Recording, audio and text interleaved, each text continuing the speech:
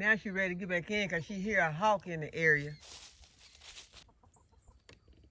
Okay, I got her put back in. I would love for them to be able to get out and just forage around, and I do let them out sometimes, but it is very dangerous for them to just be out running around, y'all. Hello everyone, welcome to Sweet Tomato Vine Homestead. This is Linda, and today I am out by the chicken coop because last night we had a possum in the coop, and so I'm just out here just looking at the girls and guys and admiring them and thinking of ways that I can keep these predators out of this coop.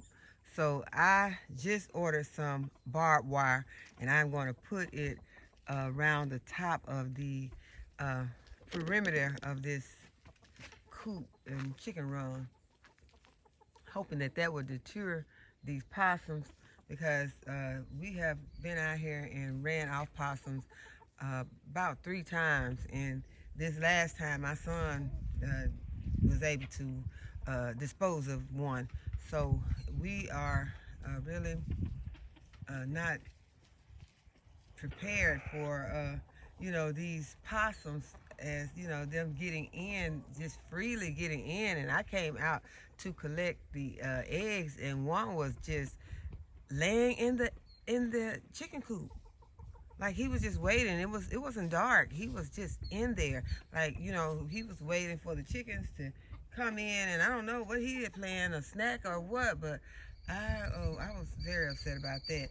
So we're trying to figure out ways to make this more secure. We have the bottom, we had the cinder blocks around there, which I'm still gonna have to put some more around there, but we've just got to get it more secure, and I just want to do everything that I can to protect my chickens from these predators. So I know that you all, any of you all that have chickens, you know how it can be with these predators. You try to do what you can do to try to keep them out, and they still get in, because as I see, there's a gap around my door that I'm going to have to secure. So it's so much that has to be done to try to make sure, and it's probably not going to look the best because I'm going to have to do like patchwork just anywhere that I see a spot, but I'm not worried about that. I just want to make sure that these chickens are safe in this coop.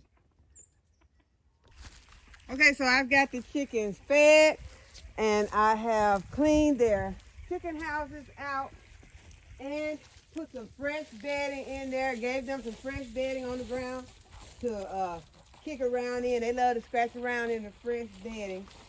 And for the last few minutes, I've been trying to unkink this hose, because I was having some problems with my hoses. I fixed one in a previous video, and then I have another one that needs to be fixed. I don't know if it's going to be able to be fixed. It was a really good hose. It was really thick. But this is the hose that I'm stuck with over here at the chicken run. And y'all, just remind me not to buy no more of these green hoses, because they are so much trouble. They are constantly getting kinked up.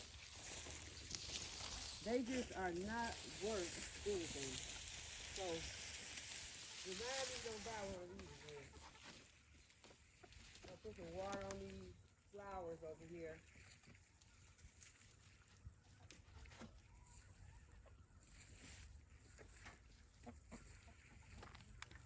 It looks like it's fixing to rain, so I'm just going to give them a drink just in case it does not rain, but it is really looking like it is going to rain in a moment. Let me get the flowers on this side before this hose cooks up again. But the chickens are very happy, although they went through a ordeal yesterday watching a possum being extracted. But they did not even give a signal that the possum was even in there. I came out and I was harvesting the rest of the eggs that were in the coop, and they were acting normal. And then I was putting them inside the coop with the possum. And when I got to the one area where the possum was, let me turn the water off. The possum was laying in this area. He was in one of the laying boxes. He was just laying there. He was laying there so comfortably. He was laying in the box like this is something that he's been doing all the time. And when I opened it, he looked at me like, what? And y'all, I closed it back because I was in such shock. Because first of all, that what attracted my attention before he even looked at me is that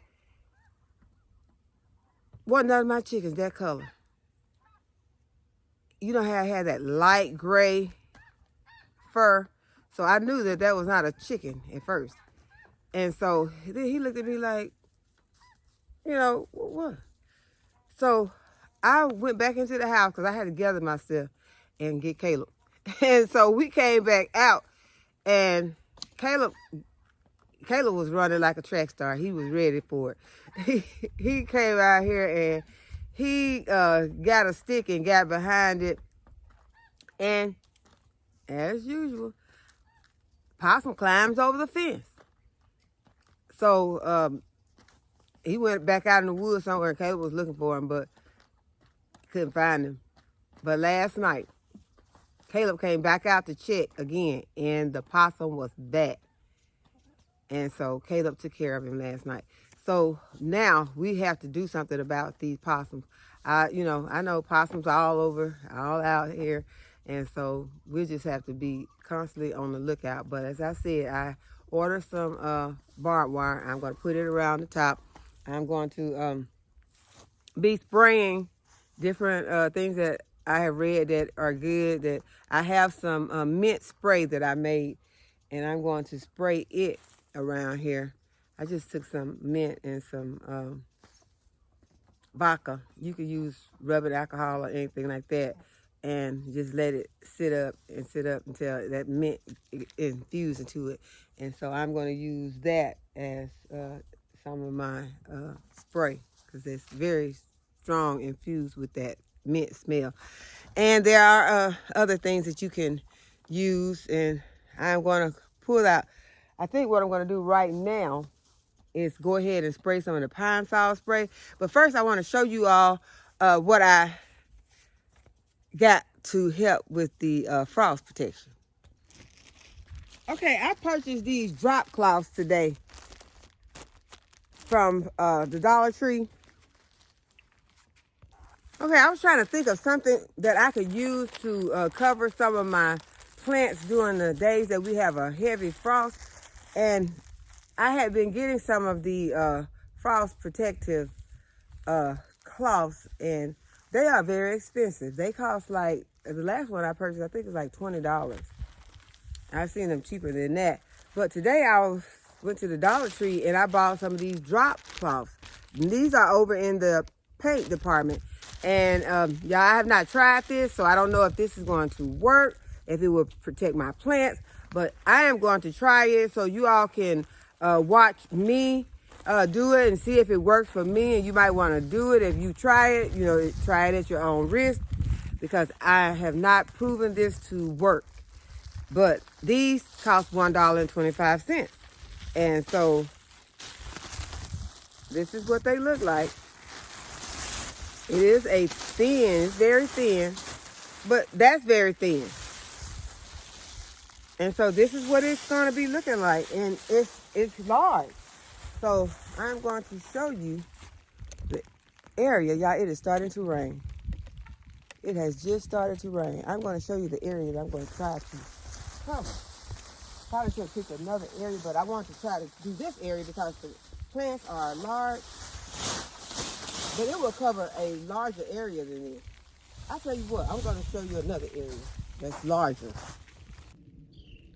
Okay, so this is the amount of area that this cloth will cover. And you can compare it to the size of this raised bed that's next to it, and that's a 6-foot raised bed. So that covers a nice amount of space. The one up front that I purchased that cost about $20, probably was a little bit more, it is covering probably twice that. But if this works, that means that I still have saved $18 to $20, because I do want to cover my vegetables when it gets really cold, when it has a deep freeze, and try to protect them the best way I can. I know you can't protect them from everything, but this will kind of give it a greenhouse effect in my mind. So y'all let me know what you think in the comments. And this costs $1.25. Not very thick, but it's not that thin either. So I think that it will hold up to the weather. And if you still, just imagine how many you can go and purchase instead of buying that one up there when you're paying $1.25 for these. But I'm about to uncover it right now because the weather is beautiful out here, and I do want these brassicas to get some of this rain that's falling. Okay, so I just moved it back over here like this, and it can be here every day until it gets really cold, and then I can move it back over when I need to, and I won't have to run around trying to find my bricks. They're right there. So these next few days are going to be warm. I'm going to go ahead and start preparing for whenever it gets cold by laying out some of my coverings, just laying them close to the area that I want to cover. Y'all, the seed catalogs have begun to start coming in, so I'm excited about just sitting and looking in this Baker Creek seed catalog today. And I also recently ordered some horseradish, and it arrived in the mail today. So I am excited about seeing exactly what I need to do, and I'll be sharing it with you all when I plant this horseradish. Right now, I'm going to go and put it in the refrigerator. It just came, and I'm not ready to plant it right now. So I am going to put it in the refrigerator, and we'll be planting this in the next few days. And I'm going to be needing horseradish because, for one thing, I will be adding it to my fire cider. So that is why I decided to go ahead and plant it. I had to order it this once, but I plan to grow it. So from now on, when I get ready to make my fire cider, I won't have to order any. I'll already have my own horseradish. And I'm sure there are going to be a lot of other recipes that I can use some horseradish in.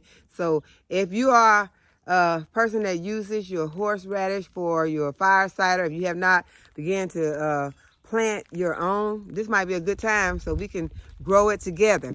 So I hope that you all have enjoyed the video today, and that you will give the video a thumbs up and subscribe to my channel if you have not already subscribed. And go ahead and hit the notification bell so you'll be notified when I upload a new video. And as always, thanks for watching. I'll see you in the next video. Bye-bye. And y'all, it's supposed to be so warm the next couple of days that the pepper plants get to come outside.